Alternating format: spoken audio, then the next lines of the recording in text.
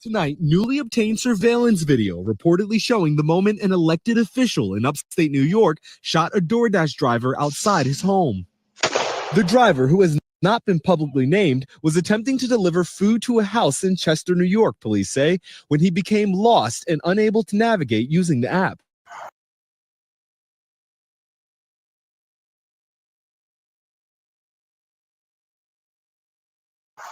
They say he approached several homes asking for directions before arriving at the residence. Seen here at a nearby address just before the shooting in a video obtained by News 12. I have a dog that my phone is ladies can help. State police say he then went to the home of New York Highway Superintendent John Riley, who is also a federally licensed firearms dealer.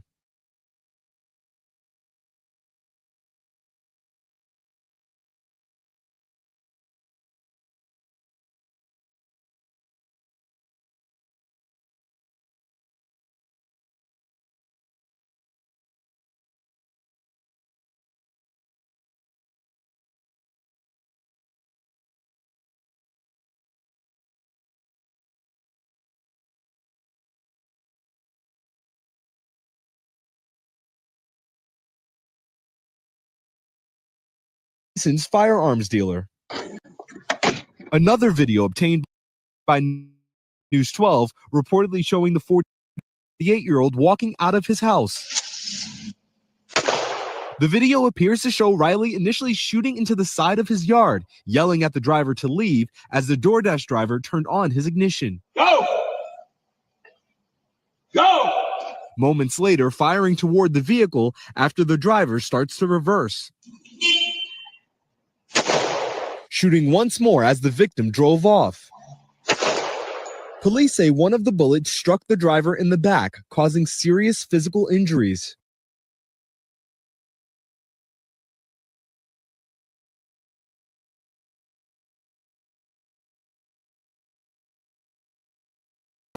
Oh no. Oh man, can y'all hear me? Is it on? Is it on? Is it working? Okay. Let me know if y'all can hear me in the chat. Man, I'm gonna have to delete all of that. We're gonna have to run that back. Let's go ahead and run that back. I appreciate you. So y'all let me know in the chat if this mic is working. All right. So let's go ahead and run it back. I'm gonna have to put a timestamp on this so we could have everybody on the replay side of the game, not watch 3 minutes of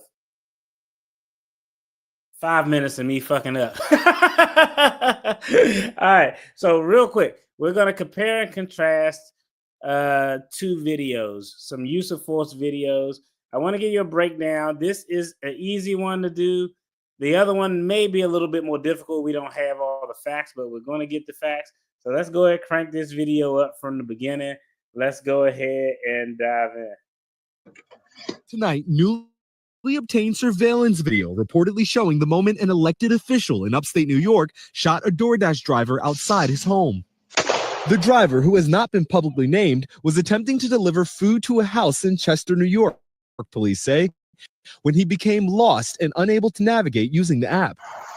They say he approached several homes asking for directions before arriving at the residence, seen here at a nearby address just before the shooting in a video obtained by News 12. I have a dog that my phone is ladies can help. State police say he then went to the home of New York Highway Superintendent John Riley, who is also a federally licensed firearms dealer. All right, so the first thing we got to look at here is they look like they're in a relatively suburban, rural area. It's clearly nighttime.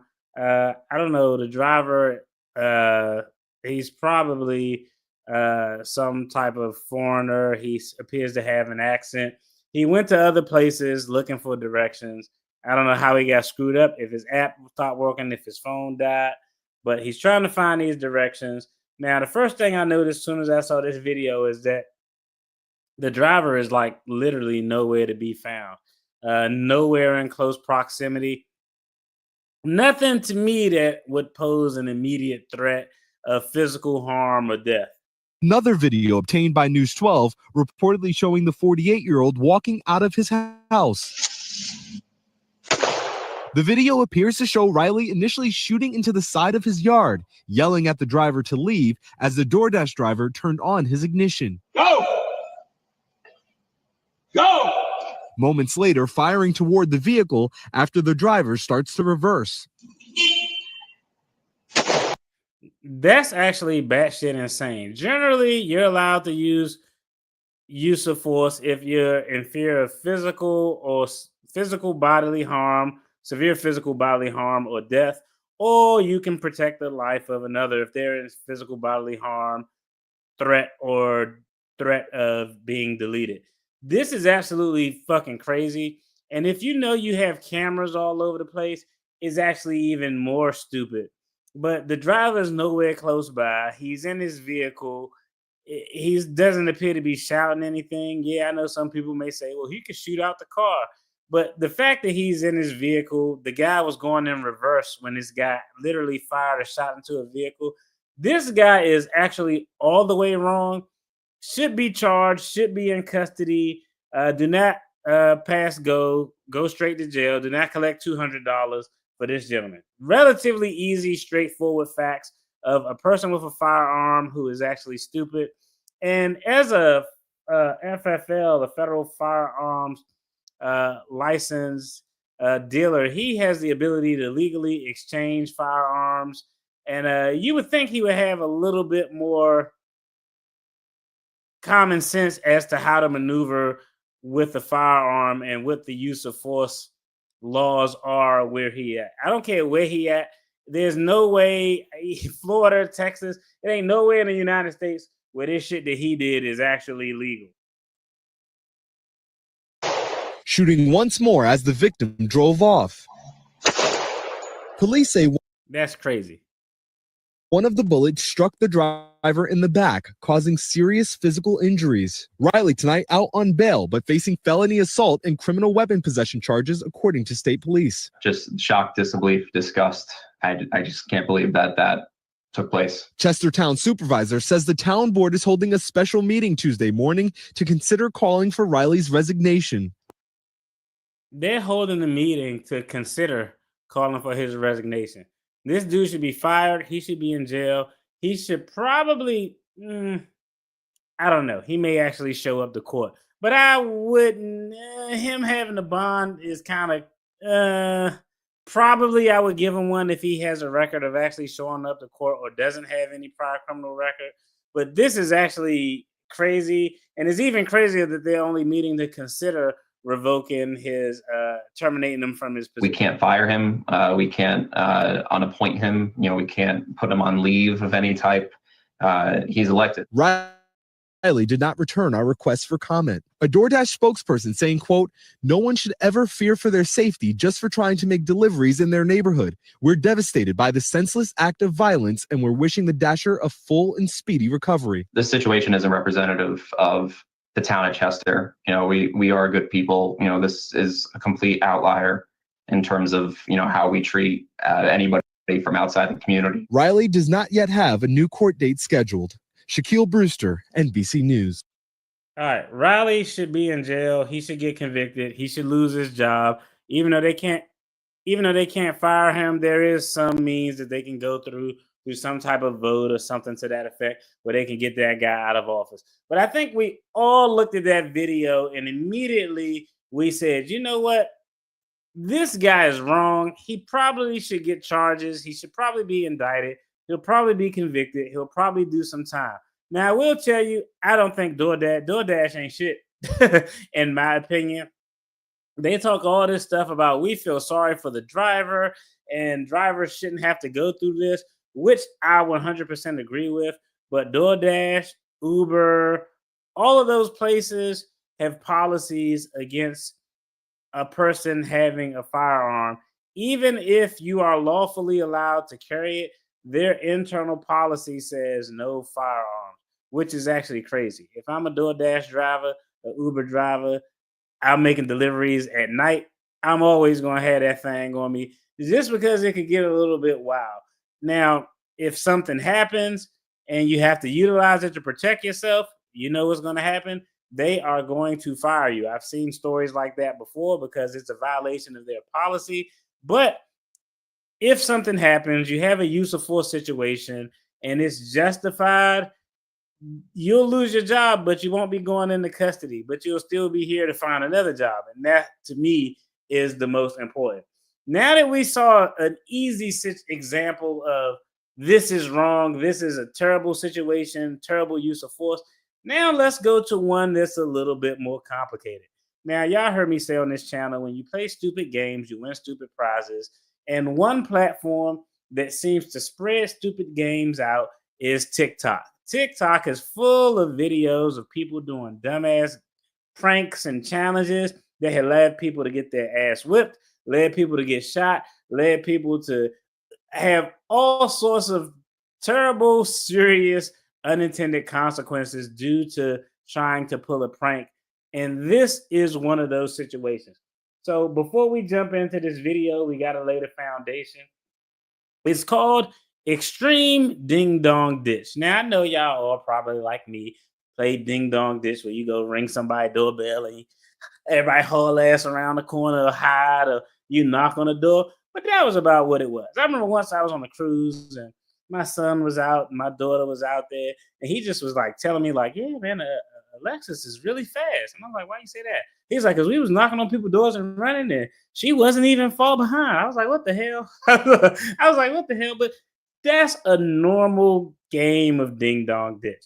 Let's take a look at this video because I found a video of this extreme Ding Dong Ditch that's going around on TikTok. Now, again, I don't know if this is what occurred in the situation that we're going to look at, but I wanted y'all to see the foolishness that's actually going on with this extreme Ding Dong Ditch game, just so we can lay the foundation.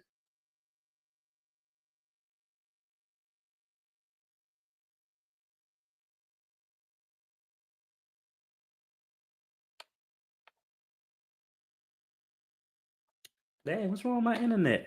Why is it going so slow? I took the fucking splash, bro.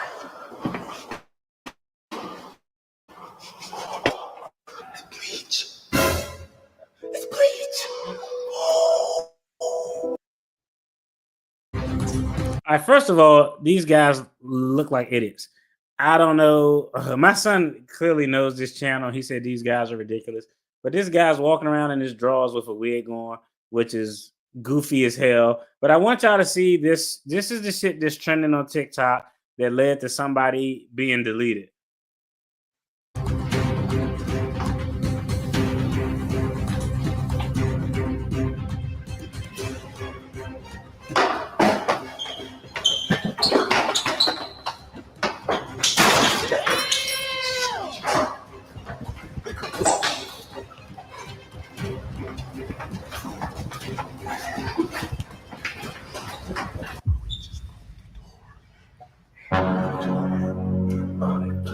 All right, so I don't even want, but this is what idiots are doing, banging on people's doors hard as fuck. You see, in this situation, these guys actually broke the goddamn door.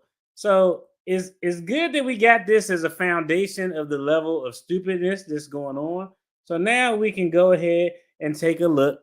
This isn't the first time. It's just making its way back around. But I want y'all to take a look at this story. This is a story outside of the US. This is 2 years ago, and people were doing the exact same thing. I want to lay the foundation before we get to this recent event that occurred in Virginia and Spotsylvania County. Let's take a look at what's been going on 2 years ago. Same stupid ass games, and people still winning stupid ass prizes. This is actual buffoonery. Think Ding Dong Dash, but for a new generation. The TikTok challenge that involves kicking a front door and running away before the occupants answer plays out over and over again on the social media platform. TikTok challenge. But at the same time, terrorizing this quiet Vancouver Island neighborhood.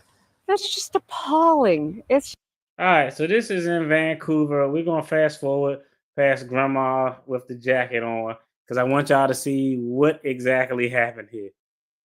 nothing at this. But last Sunday, Owen May, a resident who did not want to speak on camera, decided enough was enough. He says he and his neighbors had repeatedly reported the incidents to police, but when nothing was done, he set up a tripwire with fishing line under his door. All right, now I will tell you, there's actually case law. There's a case that you learn in law school about setting up like booby traps in a residence that can harm someone or potentially kill someone. And you can't set up booby traps to blow someone's head off if they turn and open the doorknob.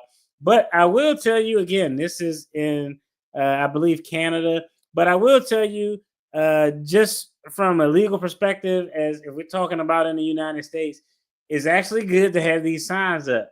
Caution, tripping hazard, and smile, you're on camera. Not saying it would escape you from any liability, but you're putting people on notice. That is generally a good thing. Generally is a good thing. Telling Global News, I got a catch of my lifetime the other night. One of them got tangled in a piece of my fishing line I left outside my door. Then he shared this video. It shows May's wife pouncing on the young man. All right, now this is kind of crazy. Okay, so he set the tripwire. He set the tripwire. The young man bangs on the door. He leaves. He gets caught. He starts screaming. This is the crazy part. The guy's wife comes out and proceeds to start whipping the guy's ass. Okay, this is actually wild because I know everybody's asking who has the criminal culpability here. It shows May's wife pouncing on the young man. May says an assault ensued. It's important to note that portion of the video was never shared. It was brutal, though, to see the violence. So it's just sad to see that this is starting to happen here. There's no reason for it in this day and age. May says the altercation landed both he and his wife in hospital. She suffered lacerations to her eyelid. His feet and legs were equally roughed up. I don't understand why she went out there once she was caught in the tripwire to attack the dude.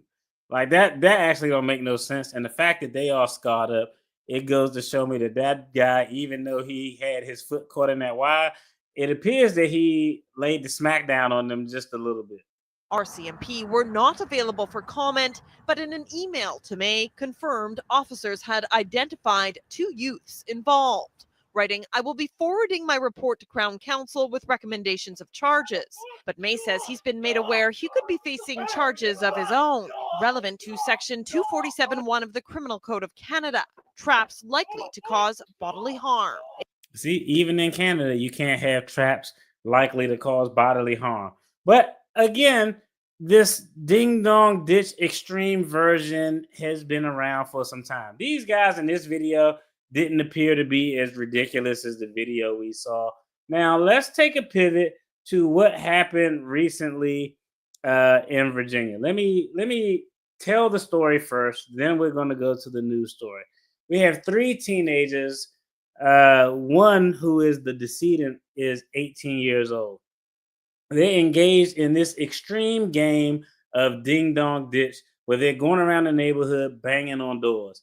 And they have video footage from other neighbors to show that they were doing this game before they got to this house in question where we're going to see what happened at. So it's 3 a.m. in the morning. Now, the facts aren't clear. Again, one of the 18-year-old young men who were participating is no longer here. He's gone. He's out of there. Homeowner took him out. Another one of the young men actually got shot but survived. The third one did not get shot at all. Their position is that they just rung the doorbell or knocked and then ran away. His argument is that no, they were beating the hell on my door hard as hell at 3 a.m. I was scared for my life. I thought somebody was trying to break in. I didn't want anybody to break in, so I put in that wet work, and unfortunately, one of them passed away, but I was scared for my life. He's arguing self-defense. So that's kind of the overall foundation. Initially, the man was not arrested. I want to say he was out for maybe somewhere between 7 to 10 days before he was actually arrested. So that's a general overview. Let's go ahead, take a look at this video, and you all let me know. Well, we're going to have to play a few hypotheticals because we don't have all the facts.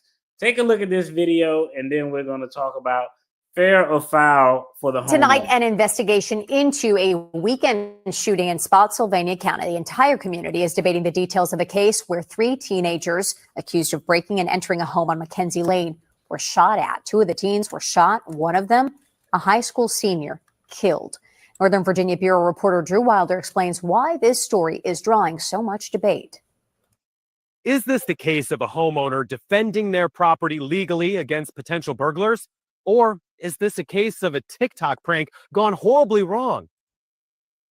Two things can be true. I think it might be both. Let me know. Let me not give my input. Y'all let me know what y'all think. Maybe it's even a little bit of both. These are the questions prosecutors here at the Spotsylvania County Courthouse are trying to answer tonight. And at the heart of all of this mystery and all of the speculation taking place on social media, a teenager is dead. And his family tells me that their lives feel shattered. 18-year-old Michael Bosworth Jr. was a senior at Massaponax High School in Spotsy. His stepfather says Michael played lacrosse, football, and he wrestled. But at about 3 a.m. Saturday, just hours before the high school prom later that night, Michael was shot and killed by a homeowner on Mackenzie Lane. Now, I'm going to be honest. My son is 18, and I know as children, we do stupid things. I've done stupid things, but I don't know. Playing a prank on somebody's door at 3 a.m. in the morning is not a good idea in the suburbanist, most peaceful neighborhoods in America. That's actually probably the worst place to do it because everybody there probably have guns. The homeowner, who has not been named nor charged with any crime, says Michael and two other teens tried to break into their house. News 4 knocked on the door of the home, but no one answered. Tonight, the Spotsylvania County Commonwealth's attorney is reviewing the evidence to determine if charges are appropriate or if this was a justifiable shooting. But here's where this story takes a turn. So there were 3 teens involved. Michael was shot and killed. A second teen, 17 years old, was grazed by a bullet. While that teen was in the hospital, detectives interviewed him. He said, "We weren't breaking in to try to steal anything." He told the detective they were doing ding-dong ditch pranks, recording them as videos. They were going to post them on TikTok. So that detective went and found the third teen that was involved. That teen wasn't shot. He wasn't injured in any way. But that teen had the exact same alibi and even said, "Here, take my cell phone. You'll find a video that we recorded at a different house doing the same prank earlier that night." I don't know. Just because you got video of a prank where you did A, don't mean that you didn't go to another house and do B. The Spotsylvania County Sheriff's Office has not said whether or not that alibi checks out, but of course, we'll let you know as soon as we learn more. Okay, so remember, this was a much earlier video where the gentleman was not arrested. What happened? Well, subsequently, he was arrested. He was charged with second-degree murder. And now the question is, did this man fear for his life from people banging on his door at 3 a.m.? Did he think he was about to get robbed or burglarized? Or was there just a knock at the door, a push of the doorbell, and this guy came down and reacted completely wrong? There are a couple of things. First of all, in Virginia, there's no duty to retreat or inside of your home, so you don't got to go upstairs and hide in the corner or anything to that effect. As with most other places, use of force, deadly use of force is allowed when you have a fear of severe bodily harm and or death. Now, the facts and circumstances are going to play into this. The fact that it was 3 a.m. in the morning, I think that's a benefit that goes towards the defendant in this case. The second thing is, was the defendant awake? Was he asleep? Either way would be probably favorable to the defendant. But if he was asleep at 3 a.m. and you hear, as he asserts, a loud bang at the door from somebody pounding on your door, kicking your door, you're going to wake up. You're going to be shocked. You're probably going to be scared as hell. So far, I think those things go into his favor. Now, some of the things that we need to know. Again, he wasn't arrested. Then 7 to 10 days went by. He was subsequently arrested. We don't know what was on the video footage that the authorities got from the young man's phone, but I'm assuming it had to be something that potentially substantiated the version of the story that was told by the teens as opposed to being told by the homeowners. Now, just because they may have knocked and rung the doorbell for door number 1, door number 2, and door number 3, does not mean that they did the same thing when they got to his door, whether it was 4, 5, 6, 9, 10, or whatever. But the fact that he subsequently got arrested, I'm thinking that if I'm giving them the benefit of the doubt that they saw something or had some evidence to prove that his version of the story isn't as accurate as or isn't as consistent as he's making it out to be. Another thing that's actually going to be important is where the decedent was shot. Was he shot as he was fleeing the residence? Where was he when he was hit? Was he in the yard? Was he on the porch? Was he directly at the door? All of those things are going to play an issue, because if we take the facts as the defendant alleged, these guys banging on my damn door at 3 a.m, I thought I was getting robbed. I came downstairs. I fired off a couple shots. I hit one of them. If he hit the guy while they were on the porch, it's probably going to be a more believable argument. If he shot the guy and the guy was off of his property in the street when the bullet hit him, it's probably going to be more problematic. How much time lapsed from the time that you heard the bang on the door until the time that you actually fired the shot? Did you hear the bang on the door and you were downstairs eating ice cream and you had to run upstairs and get your gun and then came downstairs and start shooting? The amount of time that lapsed between the knock, according to the defendant, and when the shots were fired are going to be paramount. I'm actually interested in seeing if they release the audio of the 911 call. That is going to be a big fact as well. How did he react immediately after? What did he tell the 911 dispatcher? Did he tell him that he was scared and he was fearful of his life? All of those things are going to be factors. I see why they did not arrest him initially, because the facts as he provided them, honestly, if they did bang on his door at 3 a.m, I think it's actually reasonable that someone would be scared for their life and would get their gun and probably think that their home is being broken into. Well, DFT, that's a little bit unreasonable. Why would you say that? The reason I say that is because I have actually seen use of force situations where 3 burglars, it was a mother at home by herself with her 3 children. 3 burglars actually knocked on her door and she actually went to work. She had a gun. I can't remember what type of gun it was, but I think it held 16 in the magazine. And she put in work and caused them to leave. So 3 people knocking at your door to rob you is something that does happen. This case with the young lady who was in a situation where they actually were robbing her, they actually used that case to support why states should not limit concealed carriers to having 10 rounds in their magazine. Because had that lady only had 10 rounds, she probably wouldn't be here today, because she needed all 16 to be able to eliminate the threat. So it's definitely something that's plausible. It's all going to boil down to what the facts are. Again, just with what we have so far, if you knock on my door at 3 a.m. and you like mule kicking my shit, it's probably going to be bad, because I'm thinking something. I'm shook. I'm thinking you coming in here to harm me or the babies or something like that is probably going to be a problem. The fact that he was subsequently arrested, it is one of 2 things. The fact that he was subsequently arrested and charged with second-degree murder, it could either be because of public pressure to make an arrest, which I don't know. I'm not going to say I doubt, but it could be because of public pressure to make an arrest. Because, there's always an underlying racial dynamic when a black guy shoots a white 18-year-old high school kid who had his whole life in front of him. So it could be from pressure, or what I hope it is from the fact that they saw additional evidence that led the prosecutors to actually charge him with second-degree murder because the facts supported it.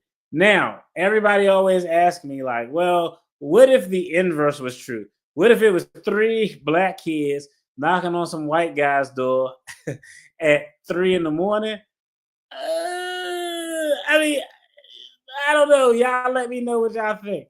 I can see how racial dynamics, and you can always do that, flip situations and racial dynamics. But the fact that this guy wasn't arrested initially, it leads me to believe that the prosecutors and law enforcement were really trying to evaluate the case.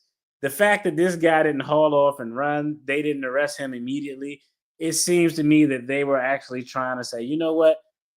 His argument sounds plausible. Let's do our due diligence to make sure this is either a legit story or a BS story. And the fact that they picked him up it probably leaning towards they found something that gave them cause to pause with the defendant's version of the story. You all let me know what y'all think in the comments. Hey, if you get a mule kick on your door at 3 a.m, would you be in reasonable fear of your life? If the answer is yes, hey, it's a strong likelihood that use of force potentially could be used without any consequences and or repercussions. I know I would. 3 a.m, you bang on my door if you want. I'm having Iraq flashbacks.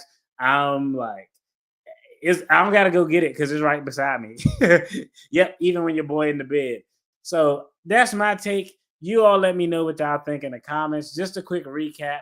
Hey, that elected official belongs in jail because his act was egregious. It was clearly no threat.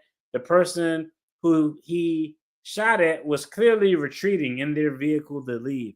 The situation with the super egregious ding dog ditch prank, we need more facts, but it could be something that's justifiable. But the fact that he got picked up after 7 days, I think the prosecutors got something that supports the children's or the victim's version of the story more so than the defendant.